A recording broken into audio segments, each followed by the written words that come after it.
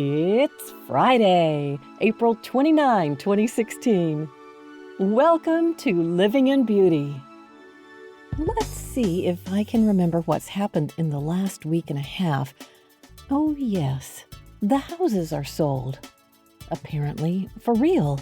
And the termite people are working on both houses right now. Locals know that termite tents are a sign that property has changed hands. And I'm on a bit of a time schedule right now to get this podcast done. What else? Escrow should close in the second week of May. And even though we're working here every day, well past dark, to expedite the process, the excitement of full timing comes back to us when we collapse every night at home in our beautiful Airstream Excella on the beach. And everything has been moving along very smoothly, except for last Friday, when all hell broke loose. And I know a little bit about hell. I grew up on the banks of the Lago di Averno, one of the oldest Greek colonies in Italy, and recorded by Virgil to contain the entrance to Hades. Mom always said as long as we were home by supper time, she didn't care at all if my sister Deborah and I went to hell. So, as often as possible, me and Deb made a beeline to a hot volcanic rock where I'd light a cigarette stolen from Daddy's pack of Winstons, and then we'd go spelunking into the dark, slimy ruins of the Grotta, where, depending on the tide, we'd sit cross-legged on a large flat stone placed there by Romans and beseech the Sibyl to answer our questions. The usual sort of questions teenage girls will ask. And she whispered to us her strange yeses and nos in the quivering subterranean waters of her ancient volcanic home. I mostly asked the Sibyl about the men in my life. Would Peter, my British neighbor, ever love me? She said, no, he wouldn't. And he didn't. And would Daddy come home from Vietnam? Yes, he would. And he did. And what letter did my future husband's name begin with? A, B, C. And honestly, I don't remember what she said. And why I never asked her about fame and fortune can only be one of the mysteries of youth. But I'll tell you this, if I sat on that rock right now, at this moment, I'd ask her if the gypsy life is truly for me. Because last Friday, I experienced an epic confrontation with my other demons. 2 weeks ago, we applied and the city issued us a special 48-hour-only, residents-only permit to park Beauty on the street so we could prepare her for travel. Last Thursday was the day we'd been waiting for. We got up at dark and had an early breakfast at Clayton's Diner in Coronado. And then we drove the beast over the bridge to the Chula Vista KOA to rescue our Beauty forever from the dusty parking lot beside the Sweetwater River and take her for a long overdue shower. We finished well before noon. It was hot, dry, and in the mid-90s, so she got a blow-dry on the way to Coronado.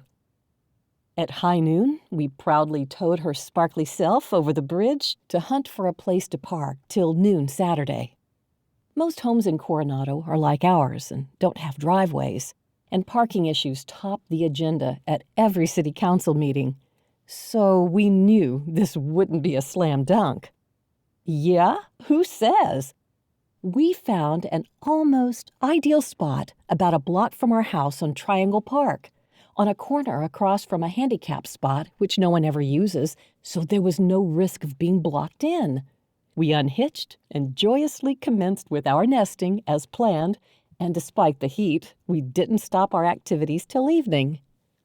Friday, Jim had to go to work, so I was on my own. I couldn't load up the truck and drive it to the trailer to unload because there was no parking. I sure didn't want to use the handicap spot and get cited. But I could load up my tricycle with this and that and haul it from the garage over to Beauty in small loads. Whew, this was hot work. The Santa Ana was cooling down, but it was still in the mid-80s, making me recall a bottle of chilled rosé in the refrigerator. No, be good, not enough time for that. and all went well for a couple of trips. On my third trip back, that was when all hell broke loose. I had just unloaded my trike when outside, a man I know, the kindest man you'd ever want to meet, Van, yelled in a slightly rude tone that I was about to be towed and the police were on their way right now. I stepped outside and Van immediately recognized me and in a calmer tone told me I was out of compliance because I didn't have a permit. "Like this one?" I asked, pointing out the one posted on the window. "Oh," Van said, hanging his head in shame. "It's okay," I said. No Coronado resident can be blamed for having an occasional parking tantrum. Completely understandable. Then the police showed up. 2 cars and a towing vehicle. I wish I had taken a photo of the tow truck, but it took me at least 20 minutes to convince the police lady that my permit was not a forgery. And during that time, the tow truck was called away. Then she chastened me for posting the permit on the passenger side window next to the door.